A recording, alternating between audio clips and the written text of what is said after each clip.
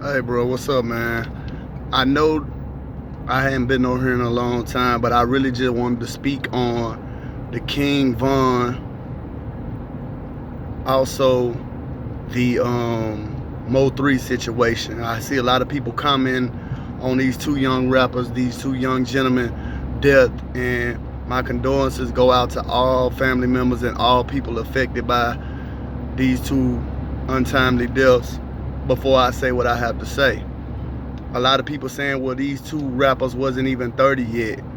But I go back to the days when Tupac and Biggie was murdered. And y'all might not want to hear this, but I feel like that was the exact curse that the industry placed over these young cats when they did that. Because if you look back at that beef was a fabricated beef between these two artists at the peak of their careers, when they still had a lot more to give to society, especially Pac. Pac was like a revolutionary and he died at 26.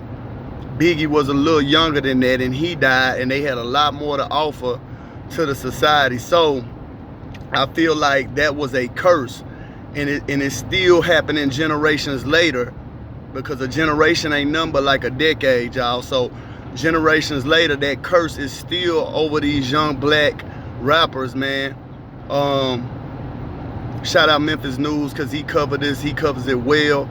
And I want to say, man, a lot of these rappers are dying over stuff that's really stupid. If it's not fabricated, it's still stupid and foolish, because the goal and the objective is for you to make it out of the hood and to create a more stable environment and a more nurturing environment for the people that's around you, get the bag and be able to support and supply for the people around you. So like I said, whether it be the powers that be, the Illuminati, or whatever you want to call it, when those two rappers died back in '96, and then a little bit after that, Big died after Pop, I feel like that's a reoccurring curse that's happening with these young soldiers that's out here, man. These people is kings, man. They made it out their hood.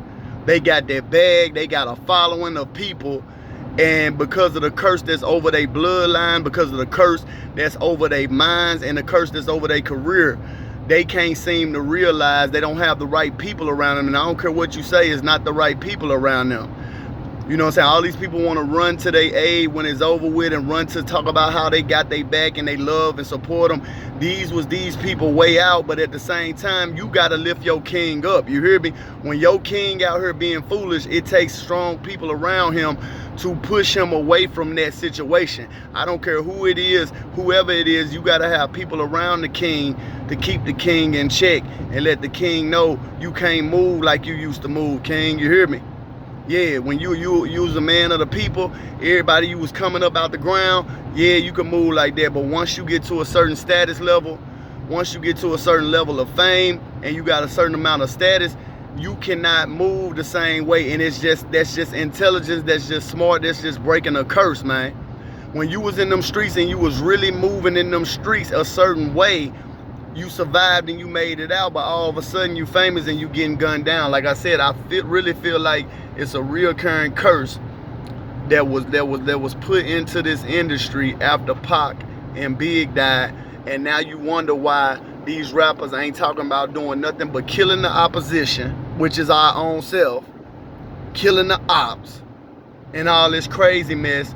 Because them two back then was some real ones, and they was talking about some real stuff, but they changed the narrative of a rap and what hip hop was about, and now it is what it is.